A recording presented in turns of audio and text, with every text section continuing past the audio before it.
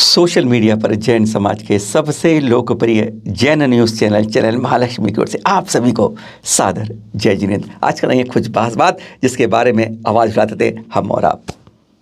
कहते हैं कभी 2500 साल पहले जैनों की संख्या 40 करोड़ थी, लेकिन हमारी आने वाली पीढ़ी बल्कि वर्तमान पीढ़ी भी इसको कई बार विश्वास नहीं कर पाती है, क्योंकि 2011 का सरकारी आंकड़ा कहता है कि जैन तो आज की तारीख में 44,51,753 ही हैं। तो आप कहाँ लाख और कहाँ करोड़, और उस पर भी 40 करोड़ बोलते हैं। तो कई बार ये अपवाद लगता नहीं है, क्योंकि 2021 में अब गिनती ये बढ़ी है घटी है, यह तो गिनती होने के बाद पता चलेगा। पर हकीकत में हम क्या हैं? हम अपने संस्कारों से अपनी युवा पीढ़ी को, अपने आने वाले बच्चों को हम नहीं संस्कारित कर पा रहे हैं। उन्हें हम कहते हैं वो हमसे भी भटक रहे हैं, उन्हें भी हम अपने पास रोक नहीं पा रहे हैं। कमी कहाँ हो रही है हमारे अंदर? यह संत करते हैं या संतों के उपदेश नहीं कर पाते, यह आज हम बताते हैं। हम बात कर रहे हैं, समझ चित्र देख रहे हैं आप, जो पिछले से टीकमगढ़ में यानी ये जा पहुँचे थे जब विरासतागर जी आचार्य श्री, उससे पहले जब बुंदेलखंड चंपल क्षेत्र में थे, तो वहीं पर उनकी चर्या देखकर, आचरण देखकर, विहार देखकर कई अजैन बंधु उनसे जैन धर्म में जुड़ने की आतुर होने लगे थे। यादव वंश मुनि सूरत भगवान के समय और नेमिनाथ भगवान के समय में जैनों से बहुत तरीके से जुड़ा हुआ था, नज़दीक था। आज भी कुछ उपसंग उसके जायसवाल जैसे वह जुड़े हुए हैं, लेकिन बहुत कम हैं। इसी तरीके से यहाँ पर जब देख रहे कार्यक्रम में 1000 से ज़्यादा यादव लोग जो हैं वह जैन धर्म के अंदर इतने कहते हैं मंत्रमुग्ध थे इसकी भावनाओं के अंदर, कहते हम तो जैन धर्म ही अंगीकार करना चाहते हैं। और इसी कार्यक्रम के अंदर 25-30 परिवारों ने तो अंगीकार भी कर लिया। वह कहते हम अपने षट आश्रय करें जो श्रावक हैं वह हम भी पालन करेंगे।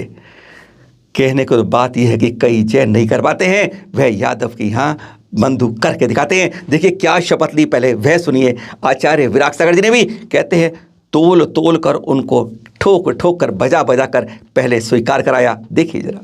और अन्य समाज के भी हैं, यदुवंशी भी हैं। मैं छोटी छोटी सी बातों के लिए रिवीजन करके नियम दिलाना चाहता हूँ, ज्यादा भूमिका ना बना करके, केवल इतना ही कि आपका नियम आप सोच करके लेना है, विचार करके लेना है। छोटी छोटी सी नियम लेकिन बहुत बड़े नियम हैं। एक हाथ ऊपर करोगे तो आधा नियम माना जाएगा, दोनों हाथ ऊपर करोगे तो पूरा नियम माना जाएगा, धीरे धीरे हाथ ऊपर करोगे तो कच्चा नियम माना जाएगा, और एक साथ दोनों हाथ ऊपर करोगे तो पक्का नियम माना जाएगा। समझ में आ गया? बहुत बहुत अच्छी बात है। अब मुझे केवल इतना ही कहना है कि हमेशा के लिए मांस, अंडे, मछली आदि का त्याग करने के लिए तैयार हो जाइए। रुक जाइए, मैं बतला रहा हूं। आपकी तो बिना ब्रेक की गाड़ी शुरू हो गई। मैं ओम बोलूंगा और आपके लिए हाथ ऊपर करना है, तो अब तैयार हो जाइए। यानी मांस, मछली, अंडे।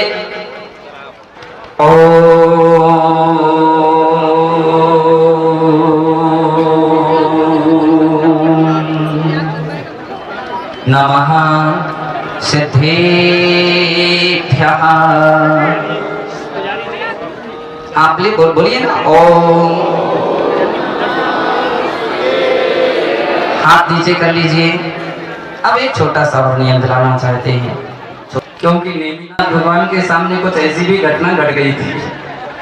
शराब पीने का त्याग शास्त्रों में यादव लोगों के लिए प्रसिद्ध माना गया, लेकिन अब यादव लोग ऐसे होंगे कि भली पुराने समय में प्रसिद्धि रही हो, शराब पीने का जिंदगी भर तक के लिए त्याग का नियम संकल्प लेने के लिए जैन, जैनेतर, यदुवंशी समस्त लोग शराब पीने का त्याग करने के लिए तैयार हो जाइए।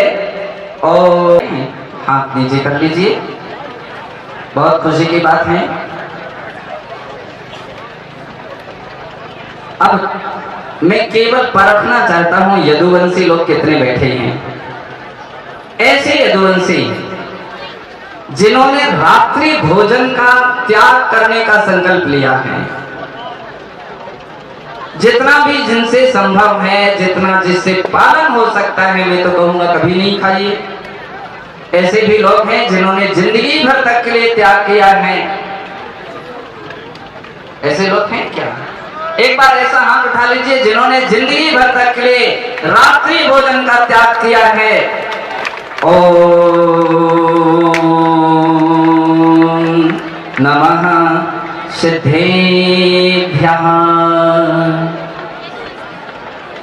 मुझे लगता है सैकड़ों व्यक्ति होंगे जिन्होंने रात्रि भोजन का आजीवन त्याग किया है। ऐसे बंधु, यादव बंधु, हम जैन की बात नहीं कर रहे, अजैन लोग जो कभी चप्पल जूते के रहते नहीं हैं, जो जरा चलना हो चंद मीटर तो वाहन के बगैर जा नहीं पाते, ऐसे अनेक लोगों ने सैकड़ों किलोमीटर की यात्रा कराई आचार्य ऋषि की, नंगे पांव कराई और उसी तरीके से जैसे जैन कराते हैं, और मंत्रमुग्ध हो गए यह चर्या देखकर। इस सभा के अंदर वह भी थे और उन्होंने कहा, गुरुवर अब हमें आपकी तरह आचरण के अंदर हम जैन धर्म का पालन करना चाहते हैं, हम किसी तरीके से रहना चाहते हैं। ये देखिए आचार्य के सामने जो जूते चप्पल छोड़ते नहीं थे, अब बगैर जूते चप्पलों के रहना चाहते हैं। हमारे अमित भैया बिना जूते चप्पल के, सोचो घर में, पहले तो बदलो अमित भैया, कितने चले हो तुम बिना जूते चप्पल के घर में? बिल्कुल नहीं चले। एक आध 2-4 किलोमीटर बिना गाड़ी के नहीं चले, बिना जूते चप्पल के नहीं चले। लेकिन जब हमारे से चले अतुल भैया, अमन भैया, ऐसे बहुत सारे यदुवंशी अभी भैया हैं जो बिना जूते चप्पल के और लगभग मुझे लगता है झांसी से, सोनागिर से अनवरत बिहार करते रहे और बिहार करते हुए आए हैं। आज हमारे भैया ने जिंदगी पर्यंत के लिए मध्य मास मधु का तो त्याग है ही, अष्टमूल गुणों के नियम के साथ रात्रि भोजन का त्याग के संकल्प लिए नित्य देव दर्शन करेंगे और जहां नहीं मिलेंगे भगवान के नाम की नमोकार मंत्र की माला फेरेंगे। सभी ने नमोकार मंत्र को कंठस्थ किया है। आज तो वो बोलते हैं हमें तो आप जैन ही बना दीजिए। मैंने कहा तो जैन धर्म तो उसी का है जो माने उसी का है। आज वे चांदी का यज्ञोपवीत बना करके लाए, चांदी का जल। बोले हमारे गले में कुछ प्रतीक रहेगा तो हम बड़े याद रखेंगे और गर्व के साथ कहेंगे कि हमने केवल दिखावी धर्म नहीं धारण किया है, अभी तो जीवन में आचरण करने के लिए हमने धर्म को धारण करने का संकल्प लिया है। आज ओ इस संकल्प को लेने के लिए तैयार हो रहे हैं। चिंता नहीं करो, दीक्षा नहीं ले रहे, जैन दीक्षा तो है, तो जैन दीक्षा ले रहे हैं। हमारा भैया अमन वगैरह नमस्कार जी, पूरा परिवार जितना भी है, भोपाल में भी बच्चियां रहती हैं, कोई भी रात्रि में भोजन नहीं करता।